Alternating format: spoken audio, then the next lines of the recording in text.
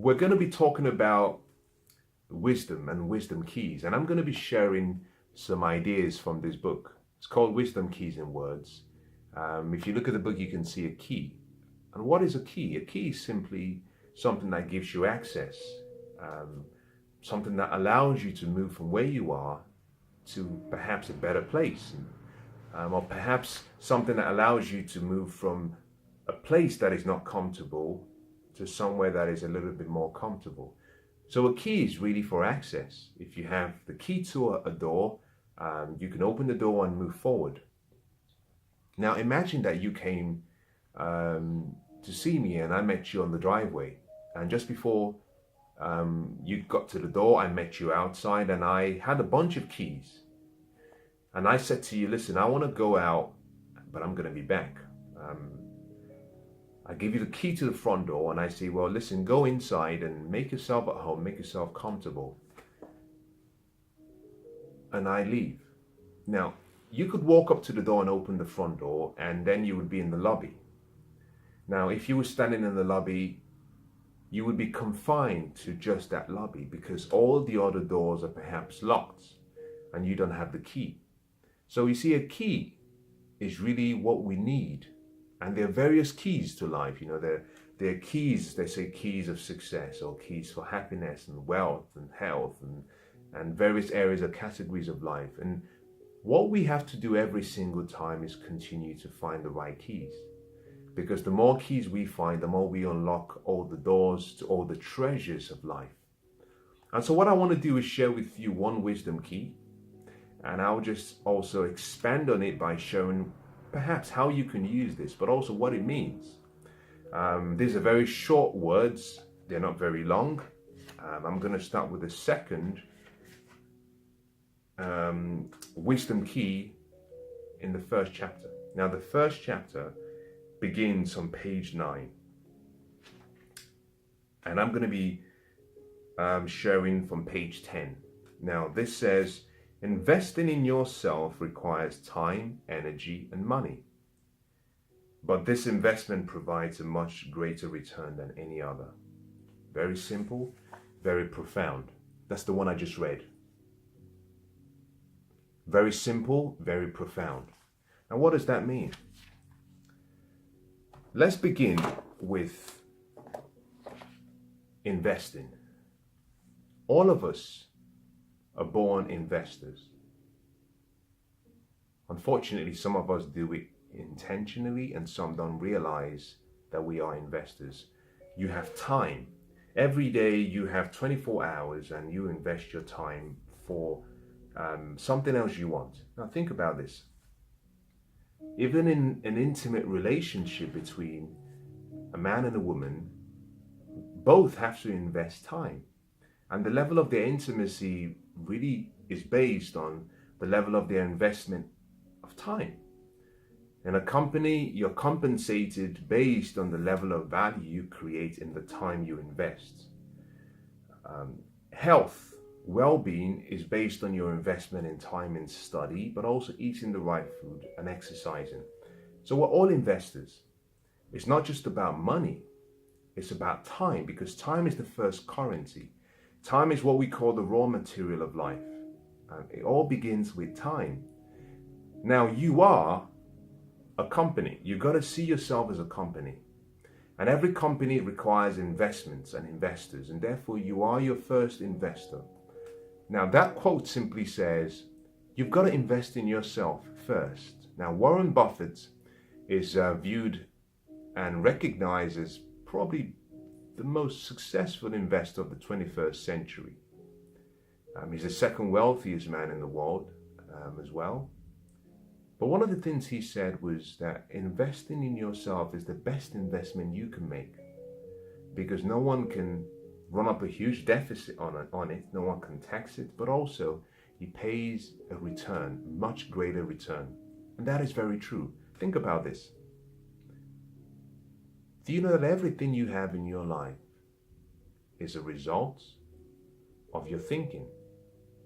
As a matter of fact, thinking is the highest form of activity we perform as human beings.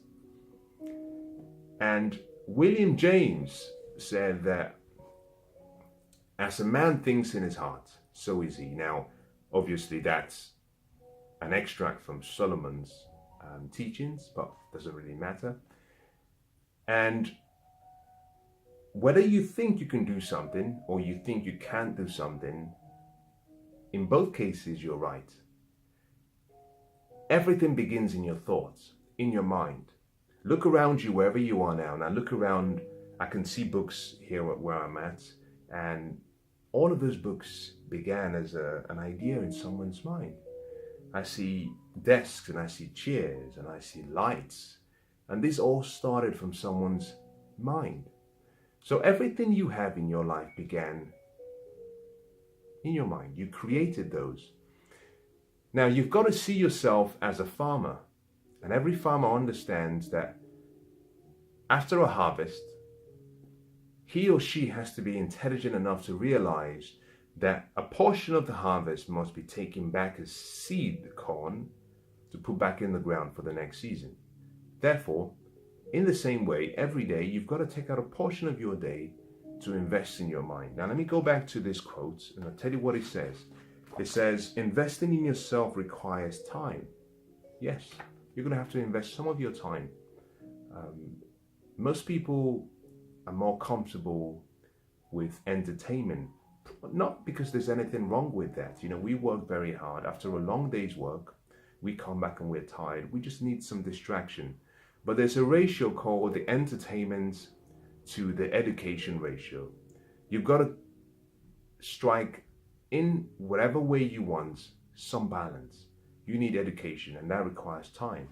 You're going to also have to invest your energy in your efforts, meaning there'll be days when you don't feel like reading, studying, learning, developing, but you're going to have to put in the energy and put in the effort, because everything you have in the future is going to be based on what you do today.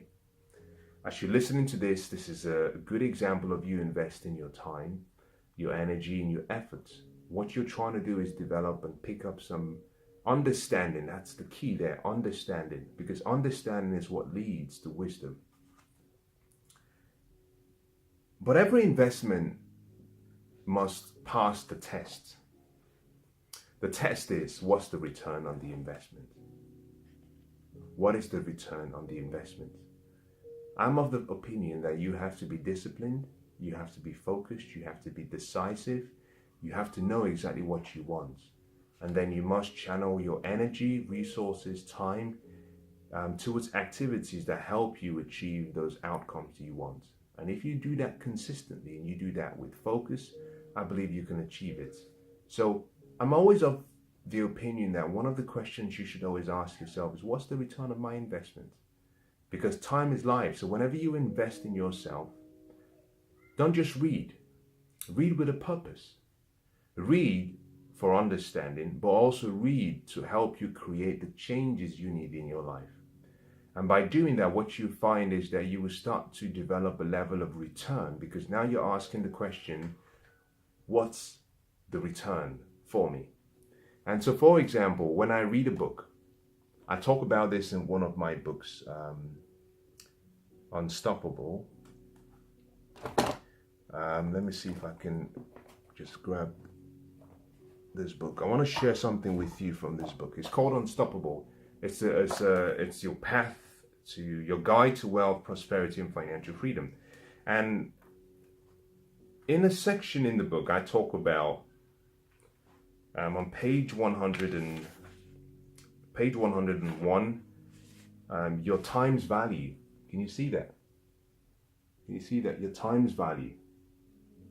And it goes down to knowing the numbers, working the numbers.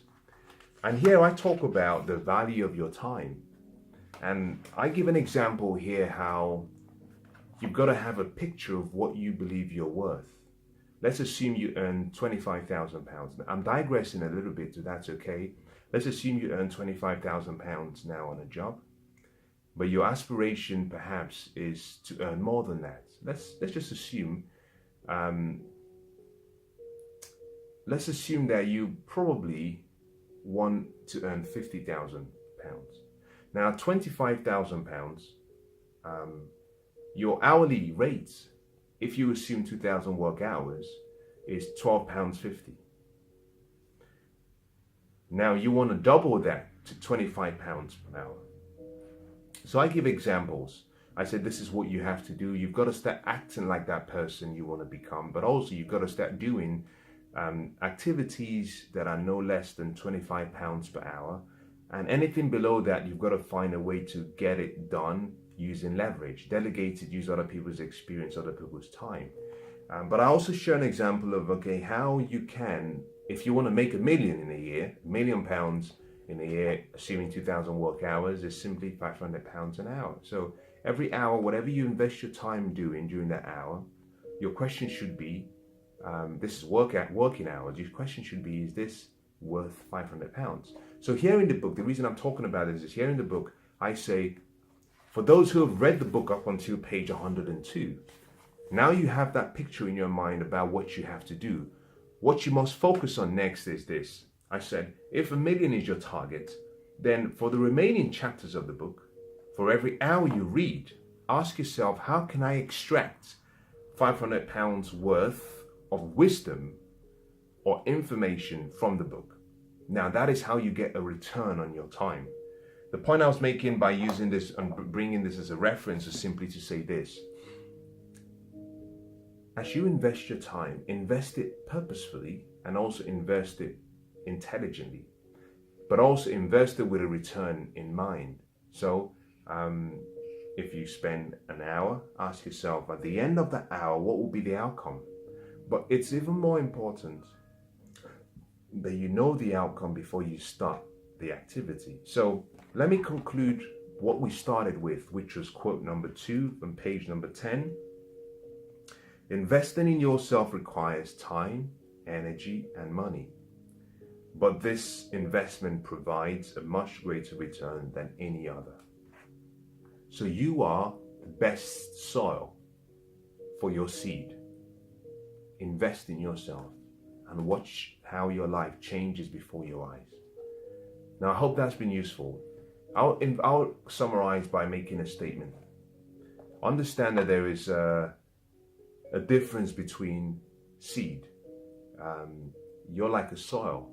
Your mind is like a soil. It's the most powerful force in the universe.